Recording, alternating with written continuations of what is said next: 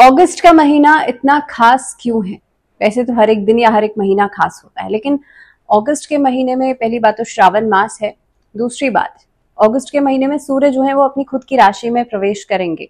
अब ऐसा सिर्फ साल में एक बार होता है या एक महीने में होता है कि सूर्य अपनी खुद की राशि में प्रवेश करे, क्योंकि आप जानते हैं सूर्य 12 महीनों में 12 राशियों का चक्कर लगाते हैं और सिर्फ एक महीने के लिए अपनी खुद की राशि सिंह राशि में रहते हैं। और वो महीना है अगस्त का। 16 अगस्त को सूर्य जो है वो अपनी सिंह राशि में प्रवेश करेंगे, क्योंकि सूर्य आत्मा के कारक है, कॉन्फिडेंस के कारक है, पिता के साथ आपके संबंध कैसे होंगे इसे दर्शाते हैं। इसके अलावा आपके लिए सरकारी नौकरी के भी कारक हैं, उच्च पद के कारक हैं। तो सूर्य जब अपनी खुद की राशि में आएंगे तो क्या कुछ आपके लिए परिस्थितियां बनेंगी, ये समझना बहुत इंटरेस्टिंग हो जाएगा। अगस्त के महीने की हम बात कर रहे हैं। पूरा मंथली सीरीज जो है अगस्त के महीने का क्या कुछ सब राशियों के लिए परिणाम रहने वाले हैं उसके बारे में हम बात कर रहे हैं। This is the 9th video, यानी कि धनु राशि वाले जो लोग हैं उनके लिए ये सूर्य का ट्रांजिट कैसा रहेगा। सिर्फ सूर्य का ही नहीं, देखिए बाकी और भी ट्रांजिट हो रहे हैं। शुक्र का ट्रांजिट हो रहा है, बुध रेट्रोग्रेड होंगे, मंगल का ट्रांजिट होगा। तो ये सभी ट्रांजिट आपके लिए कैसे रहेंगे, ग्रहों की क्या स्थिति बनती है, इसके हिसाब से हम बात करेंगे। तो सबसे पहले आपका जो चार्ट है वो समझते हैं। तो सैजिटेरियंस के लिए जो चार्ट बनता है, शुक्र बुध का कंजंक्ट आपके 9th हाउस में, आपके भाग्य स्थान में है। दूसरी बात, केतु जो है आपके 10वें भाव में है। अब राहु केतु शनि की पोजीशन, जुपिटर की पोजीशन तो लंबे समय तक है और लंबे समय तक रहेगी, तो ये तो मूव नहीं कर रहे हैं, लेकिन शुक्र मूव करेंगे 25 अगस्त को। उसके बाद मंगल मूव करेंगे, उसके बाद जो बुध है वो वक्री हो जाएंगे। तो सबसे पहले जैसे मैंने कहा, शुक्र बुध का कंजंक्ट है यहाँ पे आपके 9th हाउस में। सूर्य इस समय पर आपके अष्टम भाव में है, क्योंकि कर्क राशि में है। और उसके बाद 16 अगस्त को ये चले जाएंगे आपके 9th हाउस में। उसके बाद गुरु मंगल का कंजंक्ट आपके 6th हाउस में रहेगा। राहु जो है आपके 4th हाउस में है और शनि जो है आपके पराक्रम भाव में मूव कर रहे हैं वक्री होकर के। तो ये कुछ प्लानिटरी पोजीशंस बनती हैं धनु राशि वाले लोगों के लिए। अब आप लोगों के लिए करियर के दृष्टिकोण से पूरा महीना क्या कुछ लेकर के आ रहा है। 10वें भाव में केतु की उपस्थिति है, लंबे समय से है, तो परेशानियां जो आपको ऑलरेडी झेलनी पड़ रही थी वो अभी भी कंटिन्यू रहेंगी, उसमें कोई बदलाव नहीं रहेगा, क्योंकि केतु जो है उनकी पोजीशन तो अपनी जगह ही है। वहीं पर कार्य क्षेत्र में जहां तक मुझे लगता है कि धनु राशि वाले लोगों के लिए, अगर मैं लग्न कुंडली को अभी एक तरफ रख दूं तो गोचर के हिसाब से तो आपका काम में थोड़ा सा मन कम लगेगा। इस परिस्थिति के अंदर देखा जा सकता है कि थोड़ा सा भ्रमित आप रहेंगे, कई सारे कामों में खुद को इन्वॉल्व किया जा सकता है, जिसकी वजह से फोकस की कमी आप लोगों को महसूस हो सकती है। इसके अलावा कार्यक्षेत्र का माहौल जो है वो आपके मन मुताबिक नहीं चलने की वजह से भी डिस्ट्रैक्शन आपके लिए नजर आता है। नौकरी को बदलने का प्रयास इस अवधि में किया जा सकता है, लेकिन देखिए कोशिश ये कीजिएगा कि जो अपॉर्चुनिटी आपके लिए है उसी के लिए आगे बढ़िएगा। बिकॉज इस टाइम पीरियड में ऐसा हो सकता है कई सारी अपॉर्चुनिटीज आपके सामने आए और अब बिना देखे अगर आप आगे बढ़ रहे हैं, बिना सोचे समझे आगे बढ़ रहे हैं उस अपॉर्चुनिटी के लिए, तो ऐसा नहीं हो बाद में आपको उसके लिए पछताना पड़े। सो बी वेरी श्योर कि आप किस अपॉर्चुनिटी को हाथ में ले रहे हैं। तो 10th हाउस के जो लॉर्ड हैं बुध, वो 22 तारीख को वक्री हो जाएंगे और आपके लिए कहीं ना कहीं पे 8th हाउस को कंट्रोल करेंगे, जहां से कार्यक्षेत्र में समस्याएं निकल के आ सकती हैं। और इसी अवधि में ऐसा हो सकता है कि किसी के साथ बातचीत में कुछ न कुछ उलझन हो जाए, आपका किसी से वाद विवाद हो जाए एट वर्क प्लेस। इस तरह की परिस्थितियां जो है वो 22 अगस्त के बाद बन सकती हैं। अब 26 अगस्त से जो मंगल है वो आपके सप्तम भाव में जाकर के खास तौर पे आपके 10वें भाव को देखेंगे और यहाँ से कुछ ऊर्जा आती हुई आपके लिए नजर आएगी। जहां पे काम में आप उतनी एफर्ट नहीं लगा पा रहे थे, 25 अगस्त के बाद आपकी एफर्ट्स जो है वो नजर आने लगेंगी।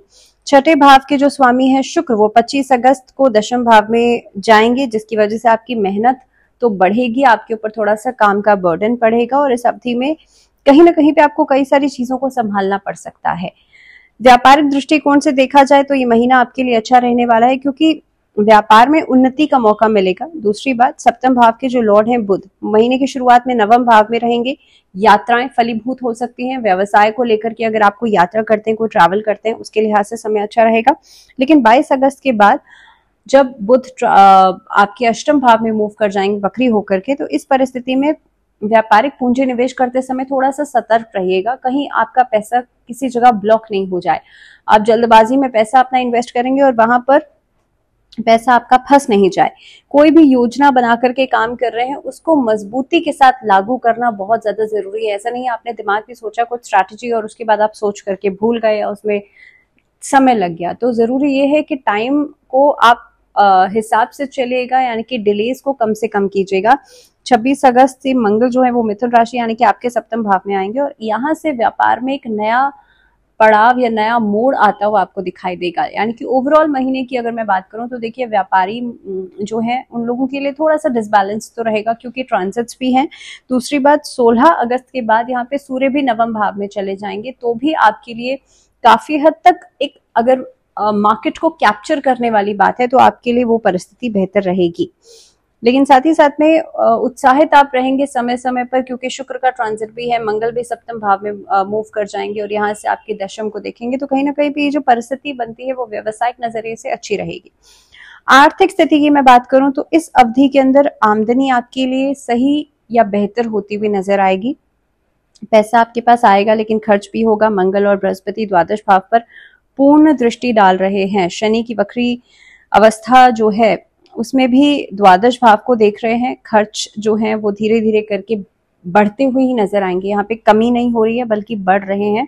और इस अवधि में आप देखेंगे अलग अलग जगहों से आपको पैसा खर्च करना पड़ सकता है। देवगुरु बृहस्पति छठे भाव से द्वितीय भाव को भी देख रहे हैं, जिसकी वजह से एक सकारात्मक परिणाम भी पड़ रहा है। देखिए वैना इसे थोड़ा सा जो मैं नेगेटिव बोलती हूँ तो जरूरी नहीं है आप उसके दूसरे पार्ट को भी समझने की कोशिश कीजिएगा। जब मैं ये कह रही हूँ कि खर्चे बढ़ेंगे और अलग अलग जगहों से बढ़ सकते हैं, तो ऐसी कई सारी चीजें हो सकती हैं इस अवधि में जिन चीजों के ऊपर आपको खर्च करना पड़ सकता है। लेकिन ऐसा नहीं है कि पैसा आएगा नहीं, क्योंकि बृहस्पति जो है वो छठे भाव से द्वितीय भाव को भी देख रहे हैं, जो आपके पैसे को संचित करने का एक भाव है।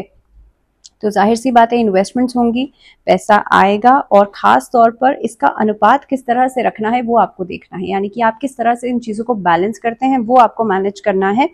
बिकॉज अल्टीमेटली कहीं ना कहीं पे जो बुध की परिस्थिति है, बुध यानी कि बुद्धि, और बुध जो है वो वक्री होंगे 26 अगस्त के बाद। तो कोशिश 22 अगस्त को, तो कोशिश ये कीजिएगा उससे पहले पहले जो भी मेजर डिसीजन है आप उससे पहले लें, क्योंकि चांसेस ये हैं कि आप बेहतर डिसीजन उससे पहले ले सकते हैं।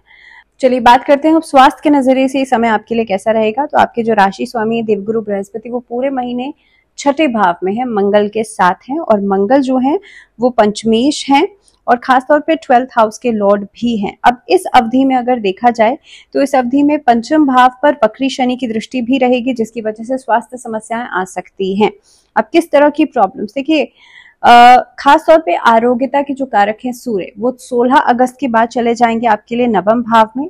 इनिशियली फर्स्ट हाफ में अष्टम भाव में रहेंगे, जहां से फर्स्ट हाफ में दिक्कतें आती हुई नजर आती हैं। तो फर्स्ट हाफ में कहीं ना कहीं पे पेट में दर्द की समस्या या पेट के इन्फेक्शंस या फूड पॉइजनिंग, इस तरह की प्रॉब्लम्स नजर आती हैं। इसके अलावा कंधों में, जोड़ों में, या जिन लोगों को गठिया की समस्या है उन लोगों के लिए थोड़ी परेशानी नजर आती है। जो लोग थोड़े से ओल्ड एज है उन लोगों को इस अवधि में अपना ज्यादा ध्यान रखना चाहिए।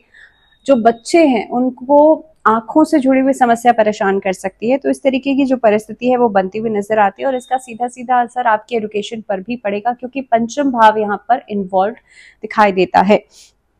और ज्यादा समस्याएं जो है वो 16 अगस्त से पहले पहले रहेंगी, क्योंकि इनिशियल फ्रंट पे आप देखेंगे सूर्य भी अभी अष्टम भाव में रहेंगे, तो आरोग्यता पर इसका खासा असर दिखाई देगा। इस अवधि में जितना हो सकता है सूर्य के मंत्रों का जाप करें, सूर्य को अर्घ दें। सूर्य को जब आप जल देते हैं तो मेक श्योर उसकी किरणें जो हैं वो आपकी बॉडी पर जरूर रिफ्लेक्ट करें, जिससे कि आपके लिए आरोग्यता बढ़ेगी।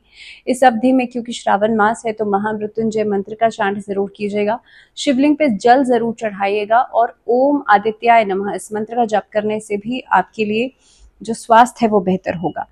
रिलेशनशिप्स की बात कर लेते हैं। तो सबसे पहले देखिए पंचम भाव के जो लॉर्ड हैं वो बैठे हैं छठे भाव में देवगुरु बृहस्पति के साथ, और वक्री शनि की दृष्टि भी यहाँ पे पड़ रही है। तो प्यार में समस्याएं आ सकती हैं। इस तरीके की स्थितियां बन सकती हैं कि आपने गुस्से में किसी से कुछ कह दिया, अपने पार्टनर की बात कर रही हूँ, आपने गुस्से में अपने लव पार्टनर से कुछ कह दिया और उसके बाद वहीं पर ही आपके रिश्ते में एक हॉल्ट आता हुआ नजर आएगा, एक ब्रेक आता हुआ नजर आएगा।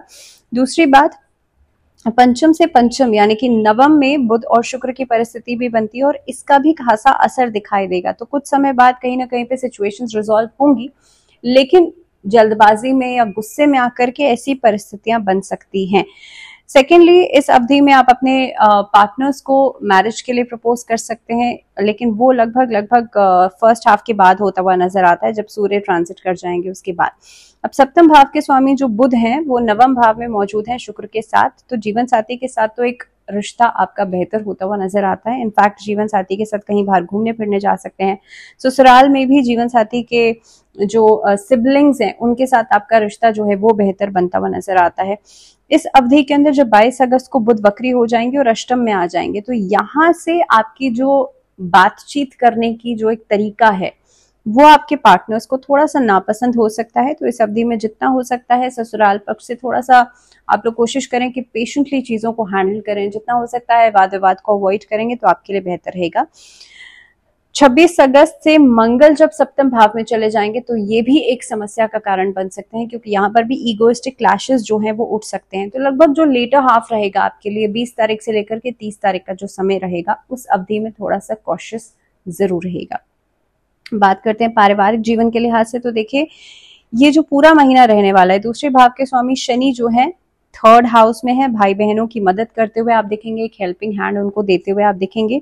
दूसरी बात, इस अवधि में सूर्य अष्टम भाव में बैठ करके दूसरे भाव को देख रहे हैं, जिसकी वजह से फादर का काफी इम्पैक्ट आपके ऊपर नजर आएगा, या फादर से कुछ ना कुछ आपको एक कुछ दीक्षा मिल सकती है, कुछ गाइडेंस मिल सकती है।